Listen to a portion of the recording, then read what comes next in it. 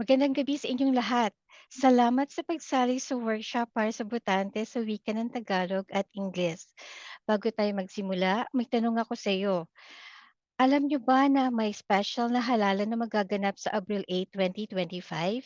Oo, ang special na eleksyon na ito ay para ihihalal ang susunod na miyembro ng konseho ng lungsod ng San Jose, nakakatawan sa Distrito 3.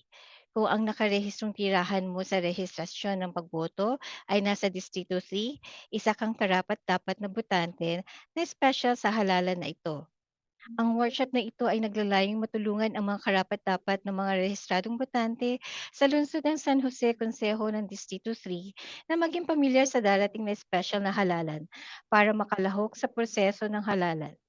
Nakatuon ito sa pagbibigay impormasyon sa mga karapat-dapat na rehistradong botante ng Distrito 3 tungkol sa special na halalan sa Abril 8 at tungkol sa modelo ng halalan na batas sa pagpili ng botante o mas kilala sa tawag na Voters Choice Act, kung saan ang botante ay makakapili kung paano, saan at kailan to boboto.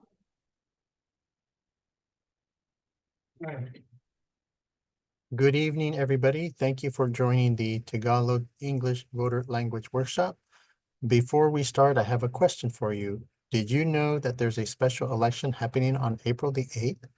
Yes, this special election is to elect the next city council member who will represent District 3. If the registered address on your voter registration card is in District 3, you are eligible to vote for this special election. This workshop aims to help eligible registered voters in the City of San Jose Council District 3 familiarize themselves with the upcoming special election for them to participate in the election process. It focuses on providing information for eligible registered voters of District 3 on the April 8th special election and about the Voters' Choice Act election model where a voter can choose how, when, and where to vote. Ang workshop ngayong gabi ay bukas sa publiko at ito ay nakarecord. Pagkatapos ng pagtatanghal, may session para sa pagtanong at sa pagsagot. Kukuha kami ng mga tanong mula sa kalahok. Kung may gusto kang sabihin o itanong, maaari kang mag-click ng itaas ang kamay na button sa screen ng Zoom o mag-type ng iyong mensahe o tanong sa Q&A o chat window. Ang mga tanong at sagot ay isasalin sa Ingles o sa Tagalog. Ang lahat ng impormasyon sa workshop ngayong gabi ay matatagpuan sa website ng tagapagrehistro ng mga botante sa www.sccvote.org.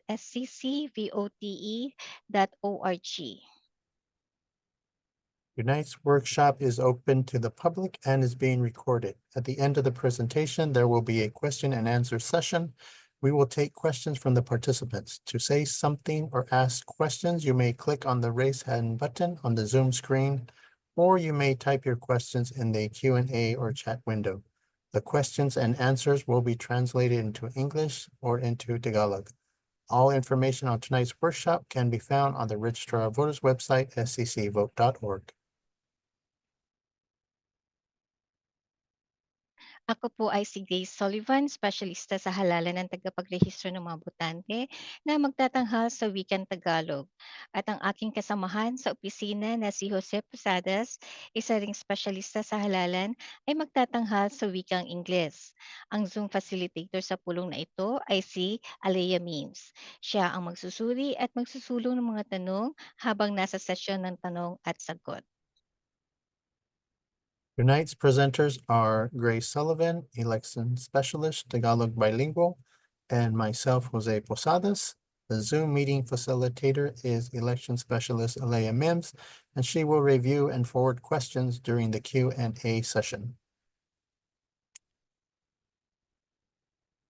Alam niyo ba na ipinatupad ng Santa Clara County ang Voters' Choice Act noong Marso 2020 at higit 30 counties sa California ang gumagamit nitong bilang modelo sa halalan?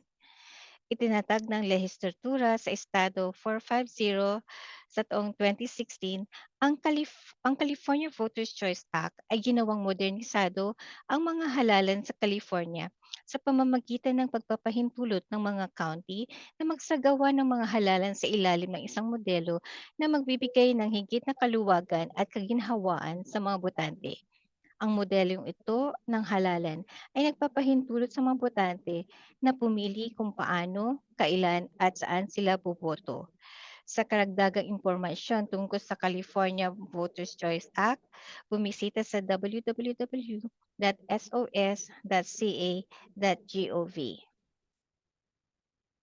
Did you know that Santa Clara County implemented the Voters' Choice Act in March 2020, and over 30 California counties have adopted the Voters' Choice Act or a hybrid version? Established by Senate Bill 450 in 2016, the California Voters' Choice Act modernizes elections in California by allowing counties to conduct elections under a model which provides greater flexibility and convenience for voters.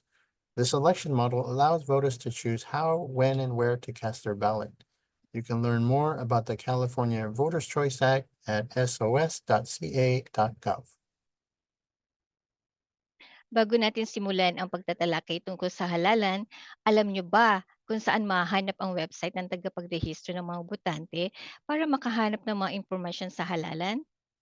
Sa mga hindi pa nakakaalam, bumisita sa website ng tagapagrehistro ng mga botante sa sccvote.org at itong webpage ang mahahanap nyo. Mag-scroll pababa at mahahanap ang mga impormasyon tungkol sa mga halalan na isinalin sa 8 wika: Inchik, Hindi, Hapon, Kamay, Korean, Espanyol, Tagalog, Vietnamese. Pumili ng isang wika at i-click ito. Halimbawa, i-click natin ang Tagalog at mapupunta sa webpage ng mga popular na serbisyo na nakasalin sa Tagalog. Before we start talking about the election, do you know where to find the website of the Registrar of Voters to get information about elections? For those who do not know yet, visit the Registrar of Voters website at seccvote.org and you will find this web page. Scroll down and you will find the election information translated into 8 languages: Chinese, Hindi, Japanese, Khmer, Korean, Spanish, Tagalog, and Vietnamese. Click one language, for example, click Tagalog. You are then brought to a web page with popular services translated into the Tagalog language. Pag-click sa wikang Tagalog, mapupunta ka sa mga popular na serbisyo na nakasalin sa wikang Tagalog. Maaari kang mag-click ng anumang serbisyo at makakakuha ka ng mga impormasyon sa wikang Tagalog. Halimbawa, gusto mong malaman ang iyong distrito kung karapat-dapat kang pumoto sa darating na special na halalan, i-click ang hanapin ang distrito at makakakuha ka ng impormasyon kung paano mahanap ang iyong distrito sa wikang Tagalog. Clicking the Tagalog language will direct you to popular services translated into Tagalog language. You click on any services and you will get the information you are looking for in the Tagalog language. For example, you want to know your district to check if you are eligible to vote in the upcoming special election. Click on Look Up Your District and you will get information to find your district translated into Tagalog. Balik ulit tayo sa itaas ng webpage ng sccvote.org. Kung gusto mong makakuha ng impormasyon sa darating na special na halalan, i-click lang ang tab na Elections. Pagka-click ng Elections tab, i-click ang April 8 na special na halalan sa drop-down menu at mapupunta ka sa webpage na naglalaman ng mga impormasyon tungkol sa April 8, 2025 special na halalan. Scrolling back towards the top page of the seccvote.org website, if you want to find information about the upcoming special election, click the Elections tab and then click April 8, 2025 special election from the drop-down menu. You will be directed to the web page containing all information about the April 8 special election. Pag-click mo ng tab ng April 8, 2025 special na halalan mula sa drop-down menu, dadalhin ka sa webpage na ito na naglalaman ng mga impormasyon tungkol sa special na halalan sa Ingles. Upang makahanap ng impormasyon sa halalan na isinalin na sa iyong gustong wika, mag-scroll patungo sa ibaba at makikita mo ang mga tab ng 8 wika. I-click ang isa sa mga gusto mong gamitin na wika. Halimbawa, kapag nag-click ka sa wikang Tagalog, ididirekta ka sa webpage na naglalaman ng impormasyon tungkol sa special na halalan na nakasalin sa wikang Tagalog. Once you click the tab on April 8, 2025 special election from the drop-down menu, you will be taken to this web page containing information about the April 8th special election in English.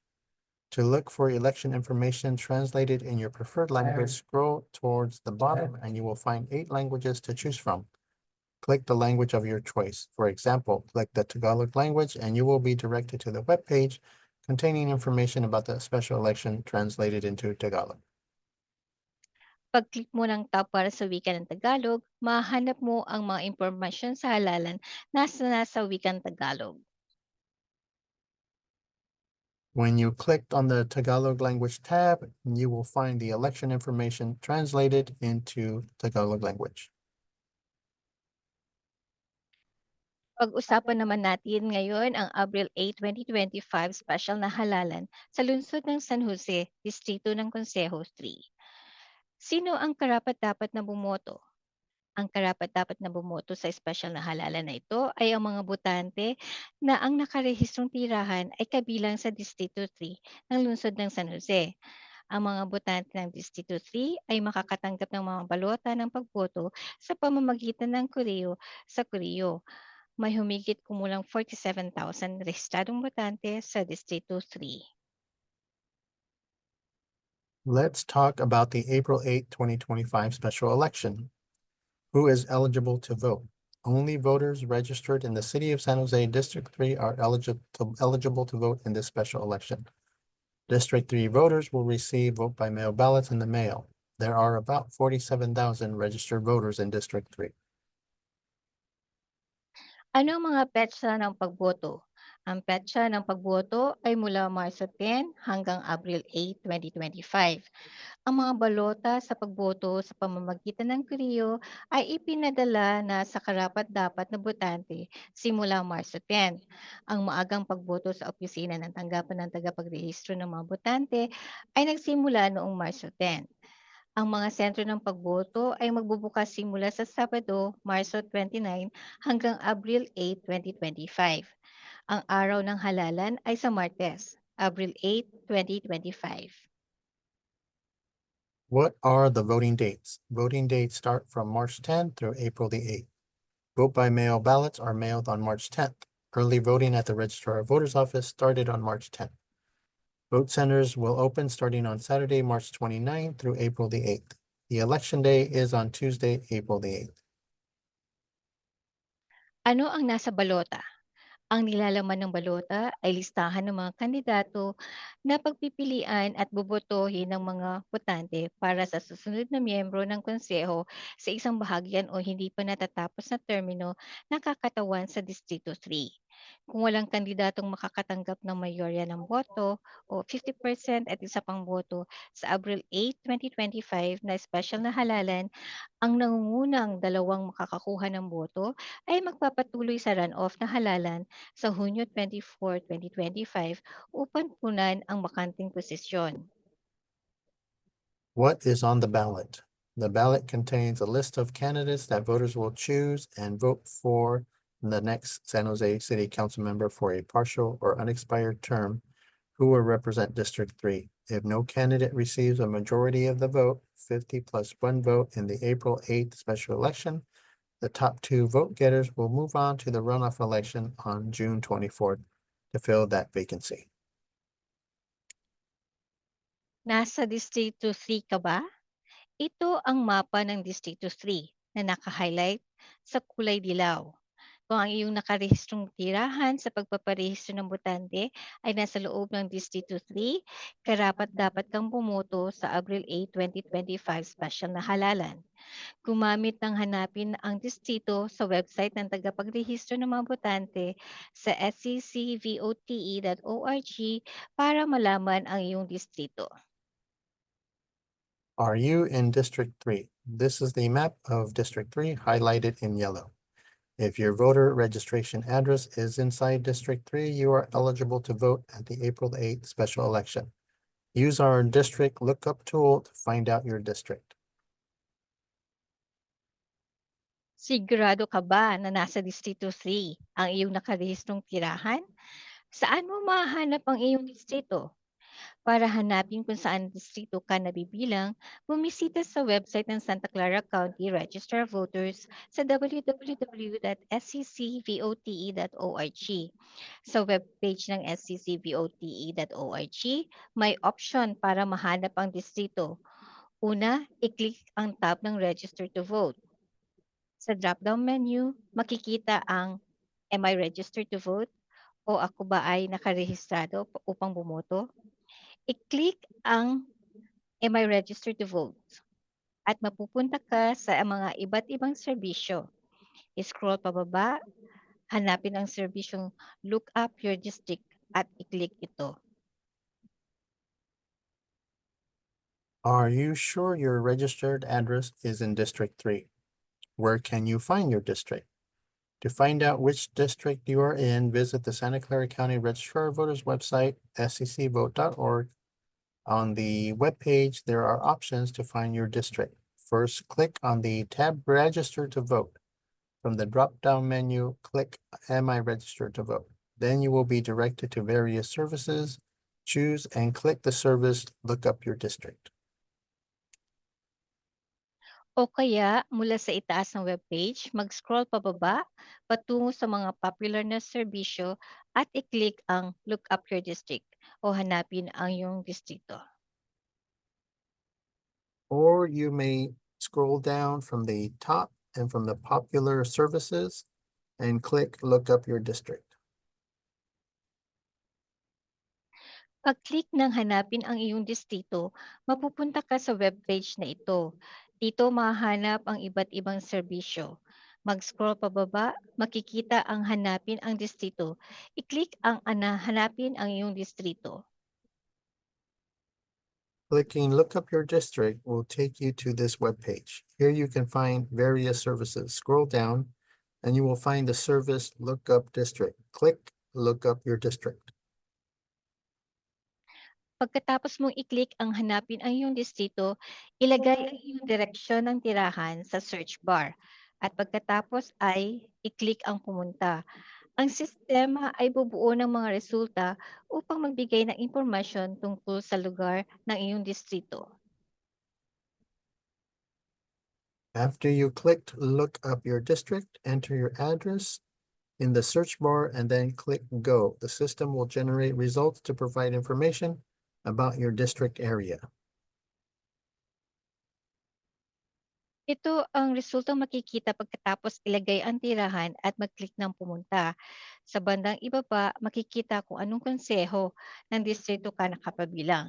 Halimbawa, tinype mo ang tirahan na 8880 Reader Park, San Jose, at makikita mo na nasa Distrito 3. Ito. Ang pag-alam sa iyong distrito at presinto ay magbibigay daan sa pagboto ng iyong lokal na balota. This is the result you will see after entering the address and clicking Go. Below, you will see which council district you are in. Here you can see that the address 880 Ritter Park in San Jose is in District 3.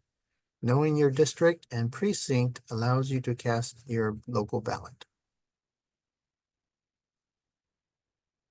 Voters' Choice Act na mailer na nakasalin sa pangalawang wika. Ang tagapagrehistro ng mga botante ay magpapadala ng mailer sa mga karapat-dapat na botante sa Korea 45 na araw bago ang araw ng halalan. Kung makakatanggap o nakatanggap ka na ng mailer na ito, ikaw ay karapat-dapat na bumoto at makakatanggap ng pakete ng balota ng pagboto sa pamamagitan ng Korea.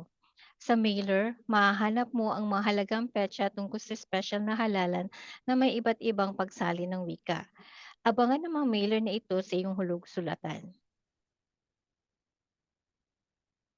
Bilingual Voters' Choice Act mailers.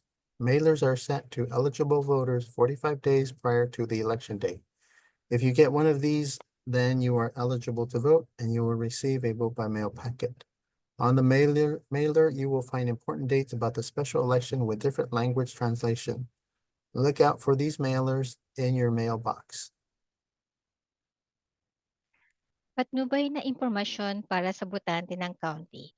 Ang patnubay na impormasyon para sa botante ng county ay isang komprehensibong kagamitan upang matulungan ang mga botante na matagumpay na pagtimunan ang proseso ng pagboto. Hinihikayat ang bawat botante na basahin ito para alamin ang tungkol sa mga kandidato at mga panukala sa balota, mga tagubilin sa pagboto tulad ng mga paraan ng pagboto, kung paano markahan ng balota, mga petsa ng pagboto at iba pa. Makakakuha ng elektronikong version sa seccvote.org kapag pumiling makatanggap ng elektronikong kopya.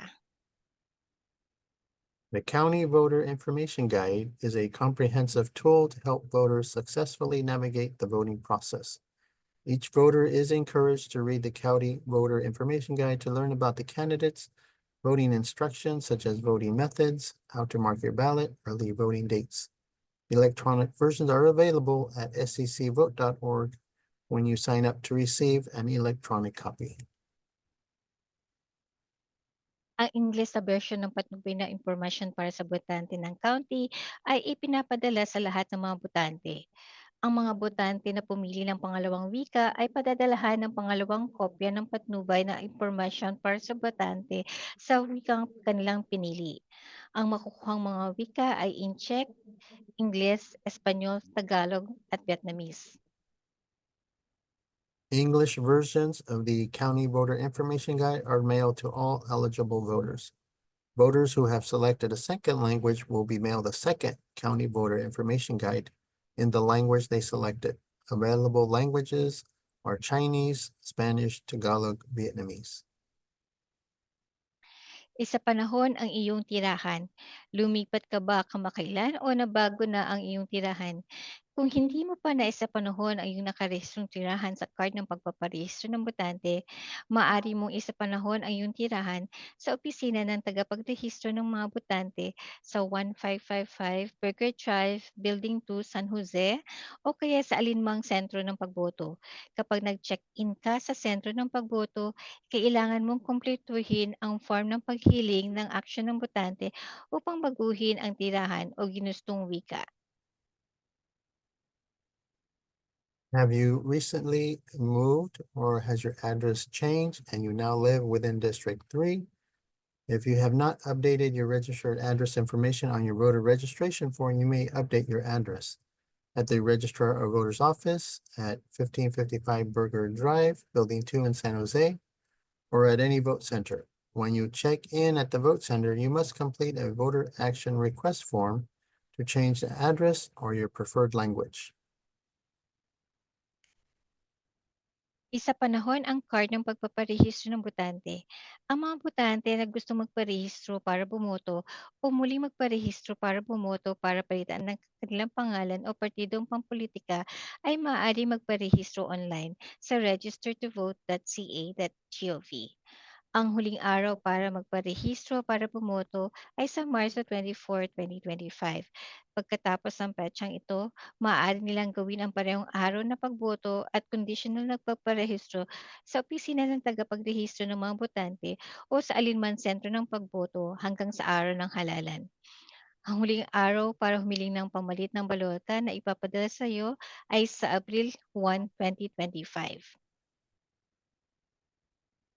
Voters who wish to register to vote or update their voter registration by re-registering to vote to change their name or political party may register online at registertovote.ca.gov. The last day to register is March 24th. If you missed the last day, voters may still register and vote through conditional voter registration available at the Registrar of Voters Office and at all vote centers through Election Day. The last day to request a replacement ballot to be mailed to you is on April the 1st. Sa ilalim ng modelo ng halalang Voters' Choice Act, ang mga botante ay magkakaroon ng mas maraming opsyon at makakapili kung kailan, saan at paano bumoto. Kaya naman ang mga botante ay makakapiling bumoto ng maaga, bumoto sa kanilang tirahan, o bumoto ng personal. Sinisigurado nito na ang bawat botante ay maaring bumoto sa paraang pinakamainam sa kanila. Ang mga balota ng pagboto sa pamamagitan ng Koreo ay naipadala na sa mga karapat-dapat na botante simula noong Marso 10. Kaya naman, maaari ka nang bumoto sa pamamagitan ng Koreo. Ang maagang araw ng pagboto sa pamamagitan ng Koreo ay nagsimula na noong Marso 10. Maaari ring piliin ng mga botante na bumoto ng personal sa opisina ng tagapagrehistro ng mga botante na nagsimula noong Marso 10 mula Lunes hanggang Biyernes 8 ng umaga hanggang 5 ng hapon o bumuto ng personal sa isang sentro ng pagboto.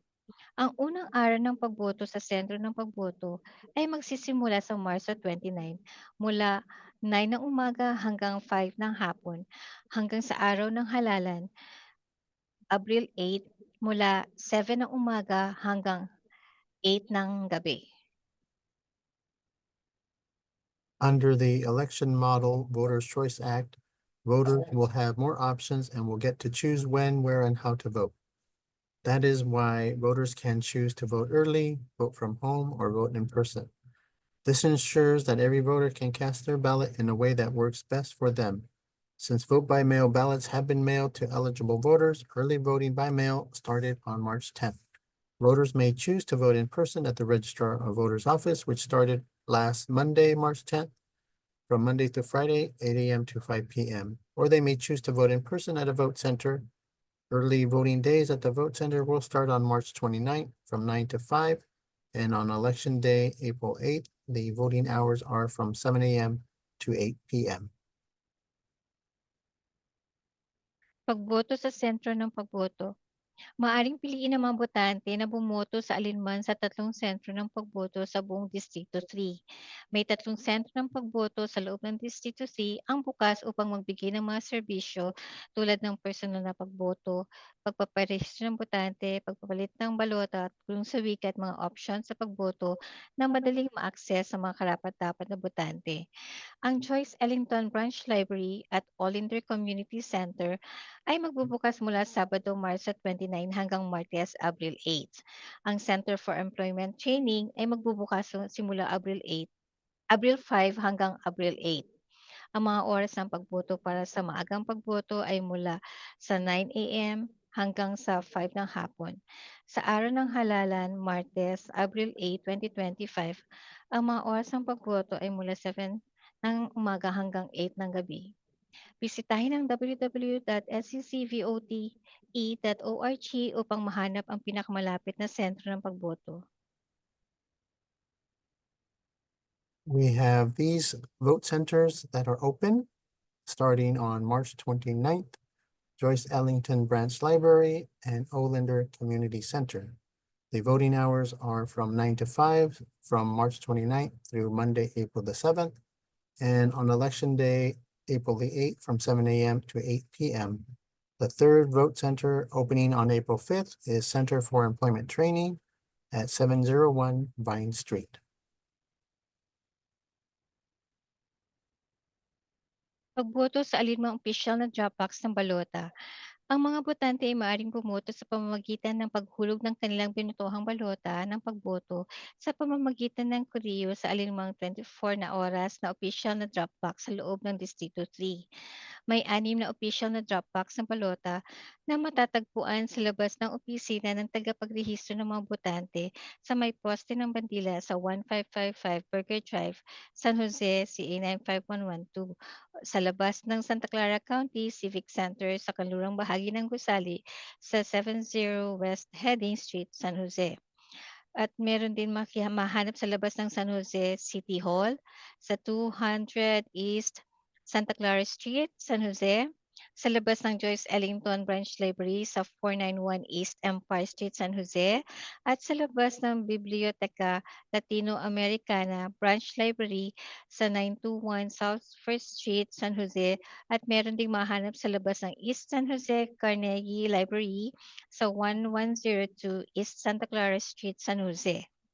Ang larawan sa itaas ng kanang bahagi ng slide ay isang larawan ng opisyal na Dropbox ng balota ng tagapagrehistro ng mga botante ng Santa Clara County. Para sa kumpletong listahan ng mga lokasyon ng opisyal na Dropbox ng balota, bisitahin ang sccvote.org o tingnan ang patnubay na impormasyon para sa botante ng county. There are 6 official ballot drop boxes where voters can drop off their ballot. They are located outside the Registrar of Voters office at 1555 Burger Drive, at the Santa Clara County Civic Center on West Heading, San Jose City Hall at East Santa Clara Street, Joyce Ellington Branch Library at 491 East Empire, which is also the vote center, at Biblioteca Latinoamerica Blanch Library at South First Street, and East San Jose Carnegie Library on East Santa Clara Street. At the top right side of the slide is a picture of the Santa Clara County Registrar of Voters official drop box. For a complete list of official drop box location, visit SEC Vote or see the County Voter Information Guide. Early in-person voting is now available at the Office of the Registrar of Voters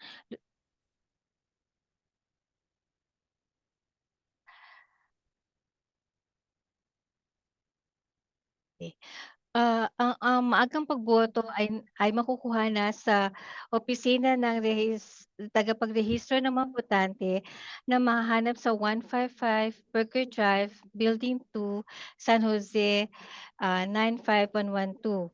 Ang mga botante ay makakapiling ihulog ang kanilang balota o makaboto ng personal sa tagapagrehistro ng mga botante. Mahanap ang mga ballot drop boxes sa mga sumusunod na lokasyon. Sa labas ng opisina sa may tabi ng poste ng bandila o sa loob ng atrium sa tagapagrehistro ng mga botante na opisina mula 8 ng umaga hanggang 5 ng hapon. Sa pagboto ng maaga ng personal, pumunta sa opisina sa may counter mula 8 AM hanggang 5 PM. At sa araw ng halalan, Abril 8, 2025, ang oras ng pagboto sa opisina ay magsisimula simula ng 7 ng umaga hanggang 8 ng gabi. Ang ballot drop boxes ay magko-close ng 8 ng gabi ng Abril 8, 2025.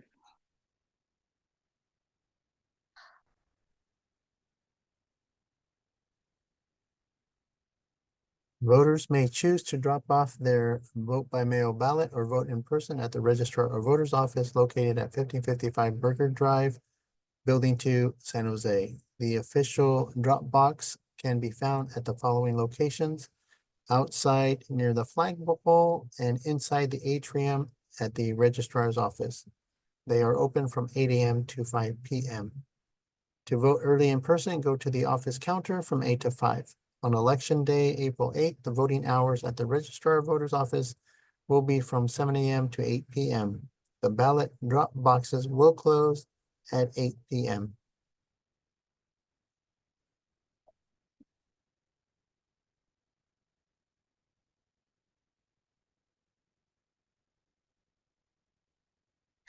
Ang opisyal na pagboto sa pamagitan ng kriyo ng pakete ay naglalaman ng mga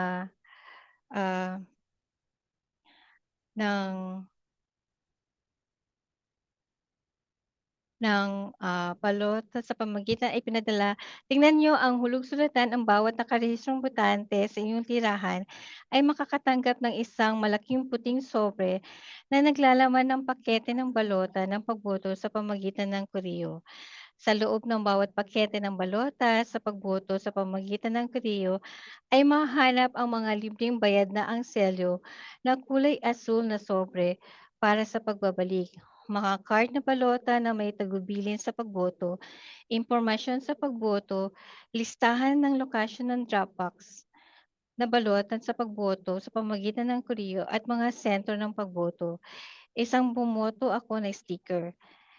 Ilagay ang inyong mga balota sa loob ng kulay asul na sobre sa pagbabalik na may libreng bayad na ang selyo at idikit ng mabuti. Sa likod ng sobre, kumpletuhin ang kailangan na impormasyon at ang pinaka-importante ay pirmahan ito. Vote by mail ballot packets are mailed 29 days before Election Day. Each registered voter at your home address will receive a large white envelope containing vote by mail packets. Inside the vote by mail packet, you will find a postage paid blue return envelope, an official ballot with voting instructions to assist voters in completing and returning their ballots correctly, a list of vote by mail drop box and vote center locations, and one I voted sticker.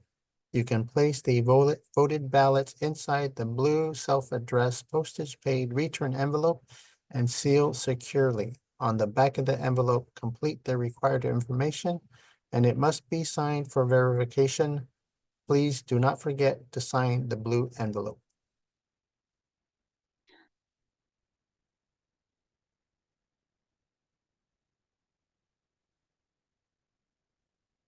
Ang iyong binotahang balota ay dapat na ibalik ng 8 ng gabi sa araw ng halalan o natatakan ng kuryo sa bago ang araw ng halalan at natanggap ng hindi lalagpas sa 7 araw pagkatapos ng araw ng halalan. Maagang ihatid o ipadala ang iyong balota para maisama ito sa mga resulta ng unang gabi ng halalan. Returning your vote by mail ballot. The voted ballot must be returned by 8 p.m. on election day or postmarked on or before election day and received no later than 7 days after the election day. You can deliver or mail your ballot early so it can be included in the first election night's results.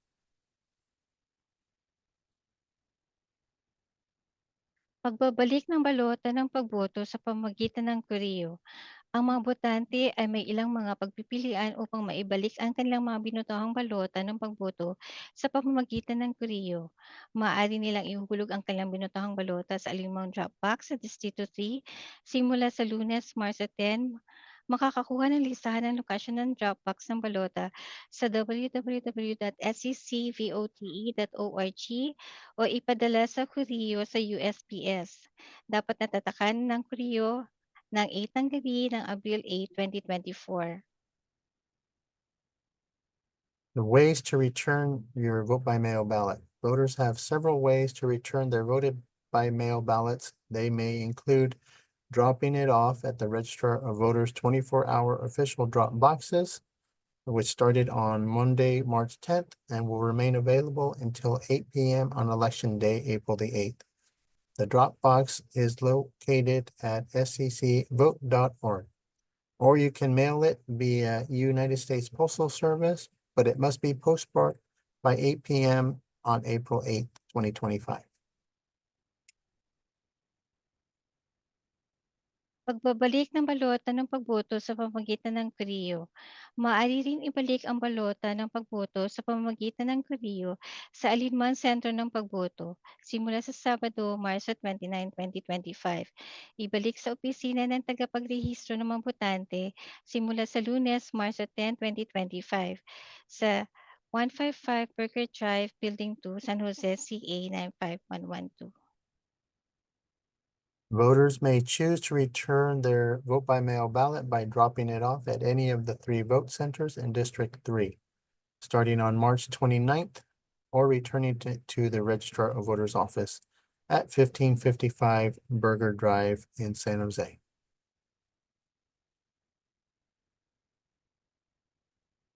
Mga balota na may ikalawang wika ng Santa Clara County. May ibinibigay na tulong sa wika pati na ang mga balota sa pagboto na may dalawang wika. Ang mga botante na humiling ng pagboto gamit ang papel na balota, balotang mula sa touchscreen o audio, ay maaring humiling ng isa sa mga sumusunod na wika in Czech, English, Hindi, Hapon, Kamay, Korean, Espanyol, Tagalog o Vietnamese. Bilang karagdagan, may facsimile na balota na makukuha sa wikang Gujarati, Punjabi, Nepali, Telugu, at Tamil. The Registrar of Voters provides bilingual support, including bilingual voting ballots. Voters may request to vote a paper ballot, touchscreen ballot, or audio ballot and can ask for one of the following languages: Chinese, English, Hindi, Japanese, Khmer, Korean, Spanish, Tagalog, or Vietnamese. In addition, there are facsimile paper ballots available in Gujarati, Punjabi, Nepali, Telugu, and Tamil. There will be bilingual support available at all the vote centers. Paano markahan ang iyong papel na balota? Upang markahan ang iyong papel na balota, markahan ito tulad ng ipinapakita sa halimbawa sa larawan. Ganap na punan ang obalo sa kaliwa ng iyong pinili gamit lamang ang itim o asul, hindi pulang tinta na panulat. Tiyaking gumamit ng madaling matuyo o may mapino na dulo ng pamarka. Huwag gumamit ng mamarkang check, X, linya o bilog kung may espasyo o blanko na inilaan para sa mga isinulat lamang na pagboto. Ang mga botante ay maaaring sumulat ng pangalan ng inapruhang opisyal na kandidato sa espasyong iyon. How to mark your ballot. To mark your paper ballot, mark it as shown in the example in the picture. Fill in the oval completely to the left of your selection using black or blue ink, not red ink. When at the vote center, it is preferred to mark a selection using a quick drying pen or fine tip marker like a Sharpie to safely cast the ballot onto the scanner. Do not use check marks, X's, draw lines, or circles. If you have a write-in voting blank space that is provided, the voters can write in the name of an officially approved candidate on this page. Pagboto sa alinmang sentro ng pagboto. Ang mga botante na mas piniling bumoto ng personal ay maaring bumoto ng kanilang lokal na balota sa alinman sa isa sa tatlo na sentro ng pagboto sa Distrito 3. Sa sentro ng pagboto, may opsyon ang lahat ng karapat-dapat na botante na gumamit ng madaling na-access na opsyon ng pagboto.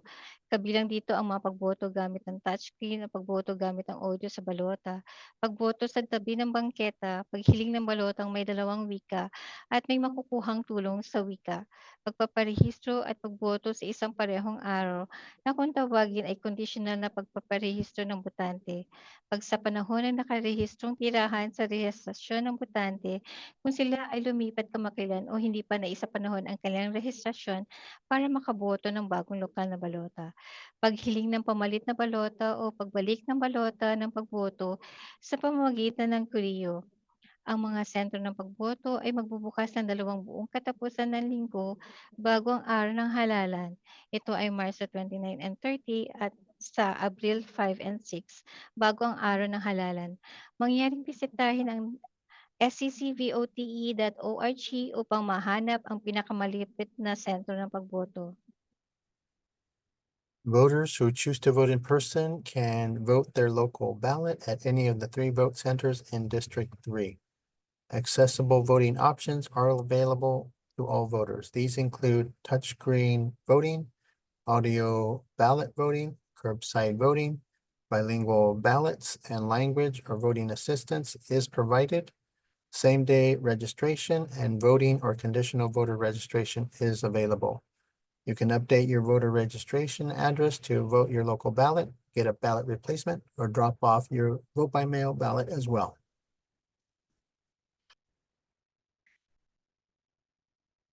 Mga oras ng pagboto. Maagang pagboto ng personal sa mga sentro ng pagboto ay magsisimula sa Sabado, Marso 29 hanggang Lunes, Abril 7. Bukas sa mga ito simula ng 9 ng umaga hanggang 5 ng hapon. Sa araw ng halalan sa April 8, ang oras ng pagboto ay simula ng 7 ng umaga hanggang 8 ng gabi.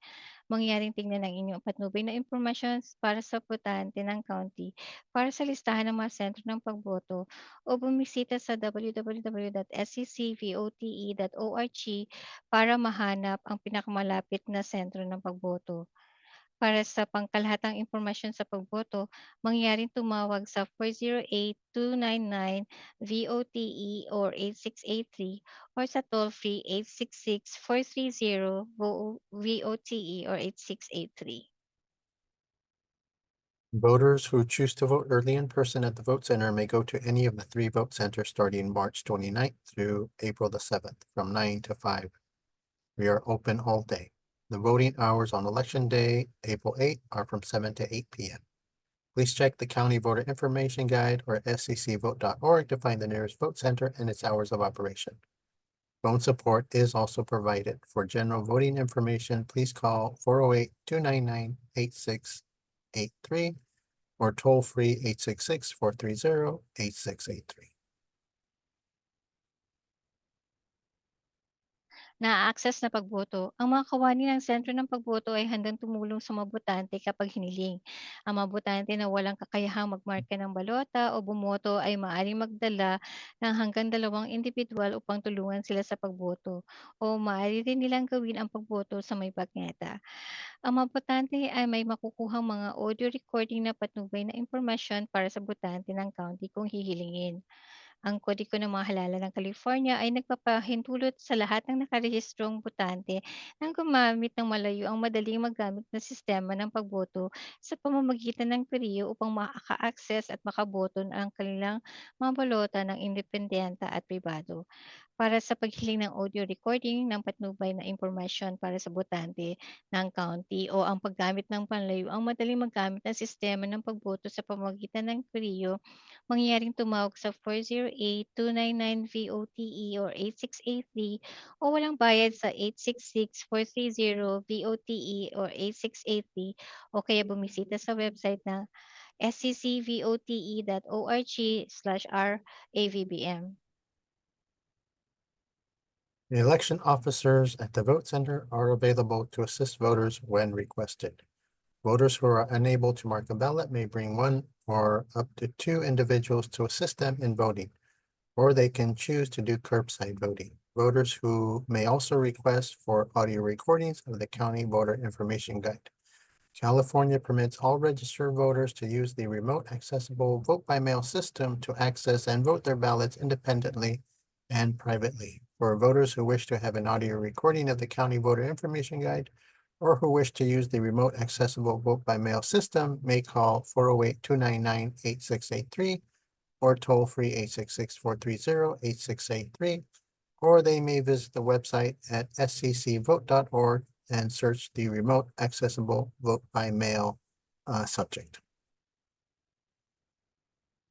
Na-access na pagboto sa touchscreen. Ang pagboto sa touchscreen na may opsyon na gumamit ng pagboto gamit ang audio na balota ay magagamit kung hihilingin ng mga botante sa bawat sentro ng pagboto at sa opisina ng tagapagrehistro ng mga botante.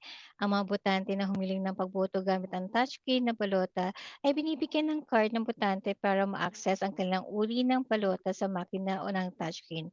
Ang unit na ito ay may kasamang isang makinang touchscreen na may opsyon na gumamit ng audio controller at may isang printer na balota. Meron din itong pagkapribadong kubol.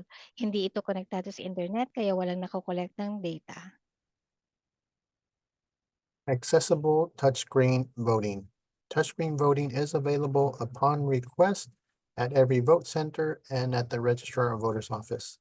This unit has a touchscreen voting machine with an optional to use audio controller unit, one ballot printer, and comes with a privacy booth. It is an ADA compliant machine. It is also not connected to the internet, hence no data is collected. Kapag hiniling ng botante ang pagboto sa touchscreen, bibigyan ito ng isang card ng botante para ma-access ang kanyang lokal na balota. Kapag naipasok na ang card ng botante sa makina ng touchscreen, maaari na itong pumili ng wika na gusto niyang gamitin. May siyam na wikang mapagpipilian sa balota: Inchik, Ingles, Hindi, Hapon, Kamay, Korean, Espanyol, Tagalog, Vietnamese. Kapag nakapili na ng wika ng botante, maaari nang simulan ang pagmarka ng mga pinilian sa screen para bumoto.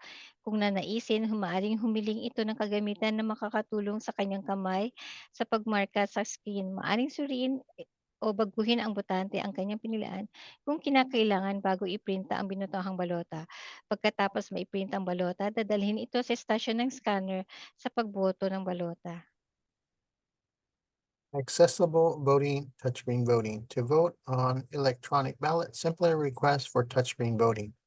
When voters request to use the touchscreen voting, a voter card is issued to them to access their local ballot.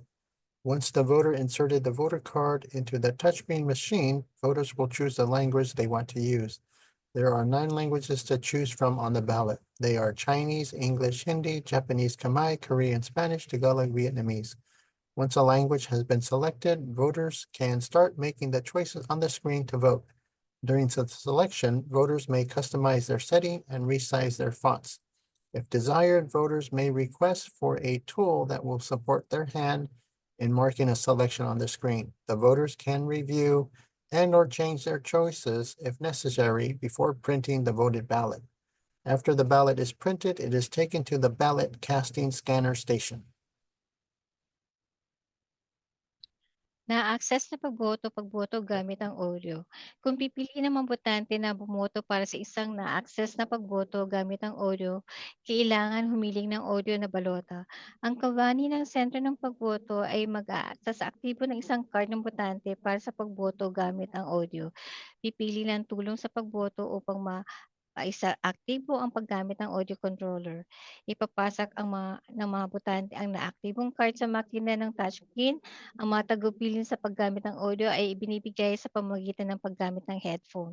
Kapag pinili ng mga botante na gamitin ang takip na palihim, maging blanco ang screen habang isinasagawa ang pagboto gamit ng audio. Habang nasa session ng paggamit na access ng pagboto, ang mga botante ay gumagamit ng audio controller na malaking pindutan ng iba't ibang hugis at kulay, malaki o braille na mga numero upang pagtimunan ang pagmarka ng mga pinili sa kanilang balota.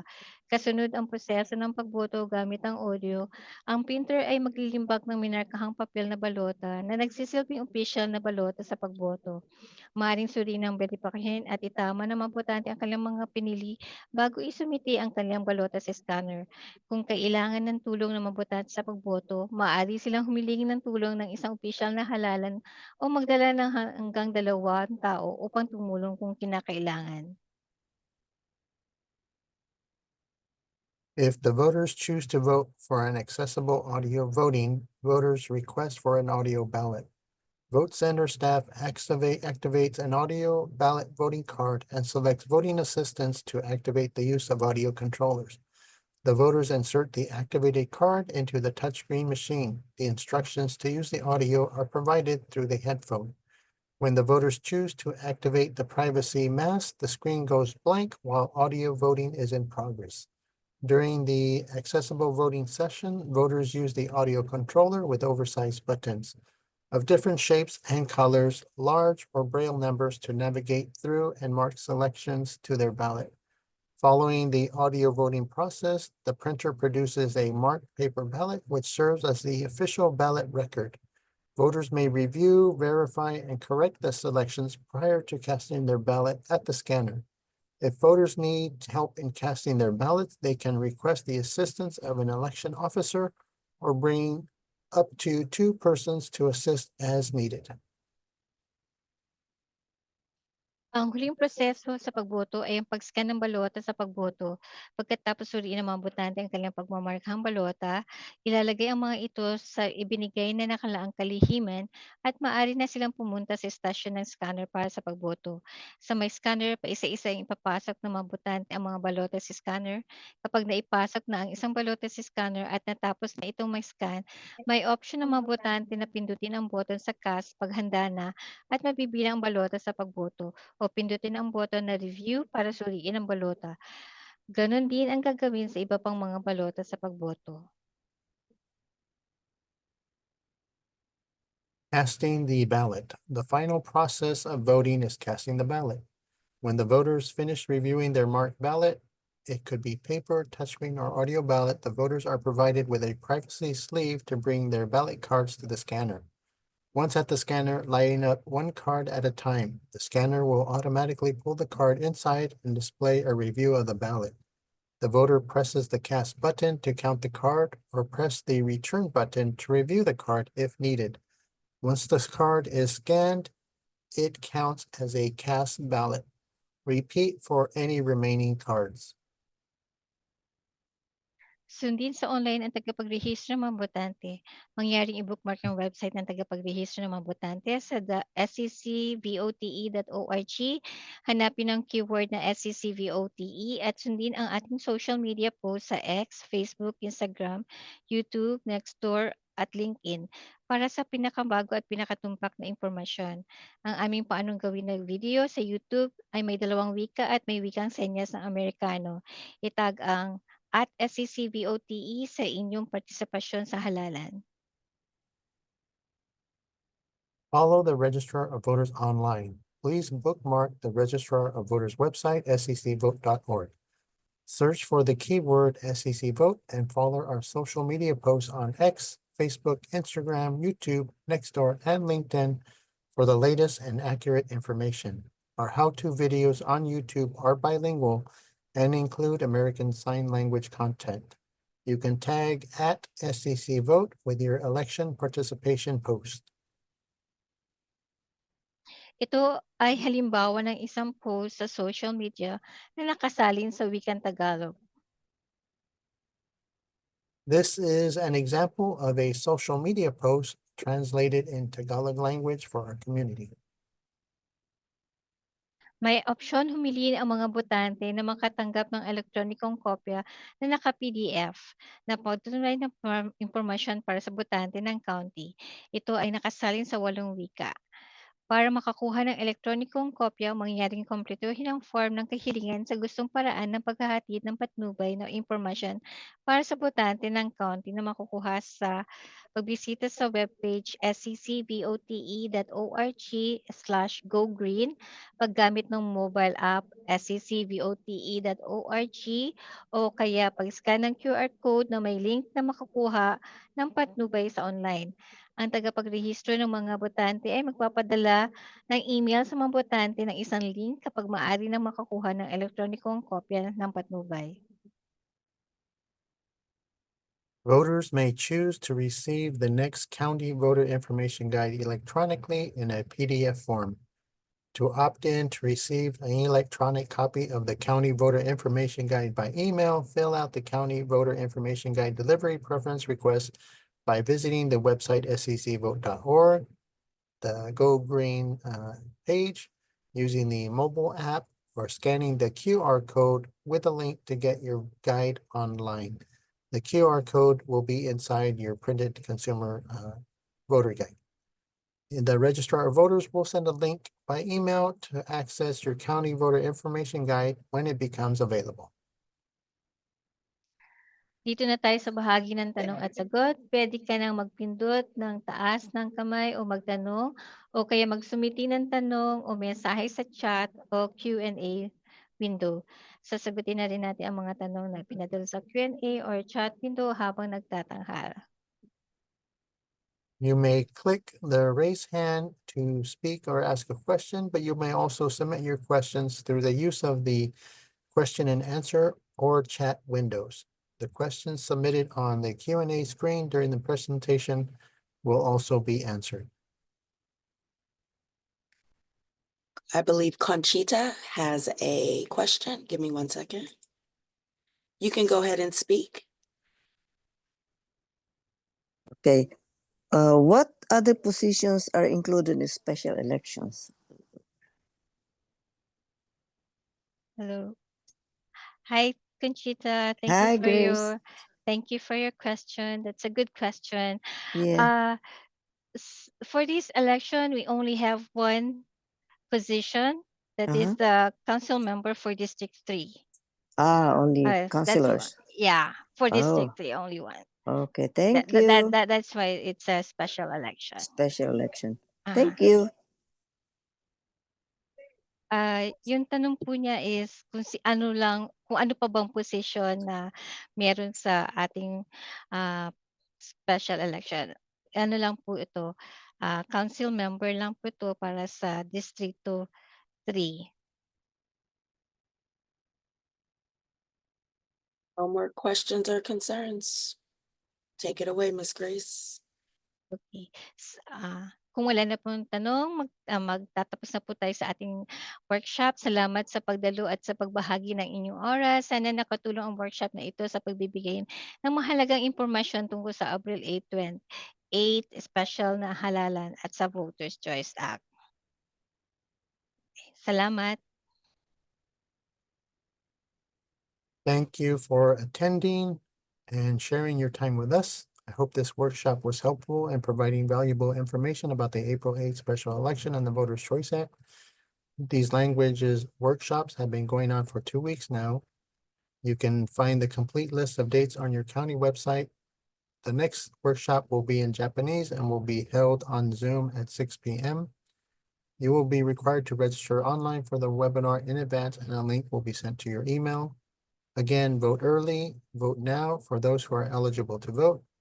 Do not wait until election Tuesday to vote. Until next time, good evening, everyone.